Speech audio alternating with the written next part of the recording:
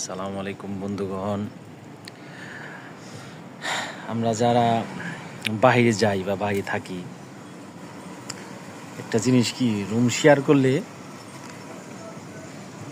African লোক যেটা বলে কালা জাত,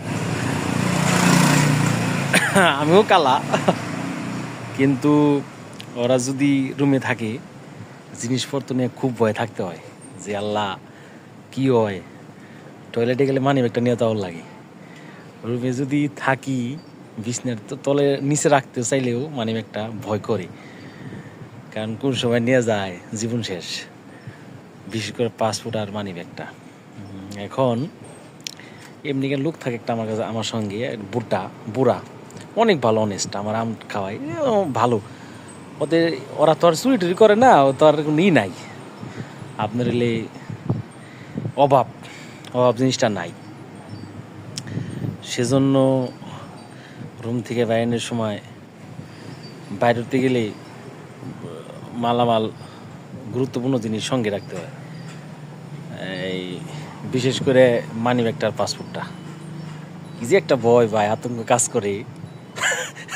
আরেকটা কথা হলো, টয়লেটে গেলে পোশাক করে গেলে কি যে একটা কাজ করে মাথার মধ্যে মেন্টালিটি যে আল্লাহ এই পুঁজি নিয়ে গেল। আজকে তো আমি অর্ধেক পোশাক করে দৌড় দিছি ঘরের মধ্যে, আমি আল্লাহ এই পুঁজি নিয়ে গেল তো পরে আর দিব না, তাই না? ব্যাপারটা এইরকম। ঠিক আছে, জাস্ট একটু শেয়ার করলাম ব্যাপারটা। এই খুব ভয়ানক ব্যাপার এটা, কারণ হচ্ছে একবার নিয়ে গেলে পরে আর এটা পাওয়া খুব কঠিন, সো টাফ।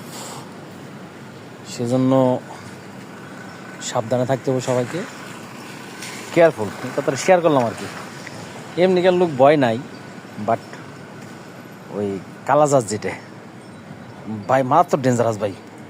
আপনার লাগে এই গল্প টল্প দিব, ভালো কথাবার্তা কইব, লাস্টে আপনারই কিন্তু পেটে এক কেড়ে মাইরা দেওয়া দৌড় জায়গা। ওরা মেয়েরও খারাপ, পোলাও খারাপ, ডর মারাত্মক ভয় অগ দিয়ে। ধন্যবাদ সবাইকে, ভালো থাকবেন, সুস্থ থাকবেন। জাস্ট এটা মনের একটা কথা বললাম আর কি, মনের আবেগ প্রকাশ করলাম। ঠিক আছে, ধন্যবাদ। এখন সন্ধ্যা নামলো, সবাই সুস্বাস্থ্য কামনা করছি। ধন্যবাদ।